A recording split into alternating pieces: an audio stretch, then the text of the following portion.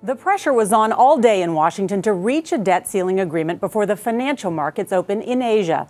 After a Republican deadline for reaching a deal came and went late this afternoon, President Obama invited the two top congressional Democrats, but no Republicans, to a White House meeting. Congressional correspondent Nancy Cordes has the latest.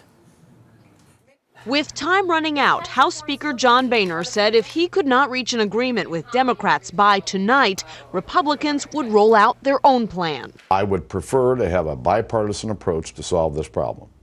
If that's not possible, I and my Republican colleagues in the House are prepared to move on our own. Boehner says a Republican bill would likely involve two steps. First, a short-term extension of the debt ceiling, accompanied by a package of spending cuts.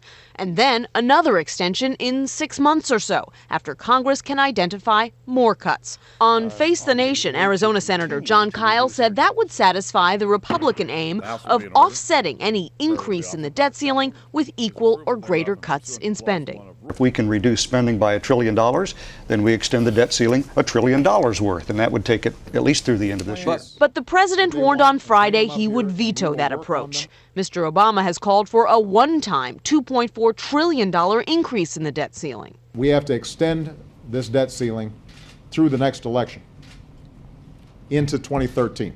Treasury Secretary Tim Geithner argued today that anything less would inject too much uncertainty into a weak economy. We can't adopt an approach that leaves the threat of default hanging over the country for another 6 months or so. That would be deeply irresponsible to do. Both sides blame the other for dragging the economy to the brink over, of all things, raising the debt ceiling, a typically uneventful affair Congress has successfully carried out more than 70 times. I would just say to Speaker Boehner, the president negotiated directly with you in good faith twice, and you walked away from it. At some point, the Speaker has to accept a responsibility beyond his caucus to this nation. Democratic sources tell us tonight that the two sides have reached an impasse and that Senate Majority Leader Harry Reid is now preparing his own plan. Nora?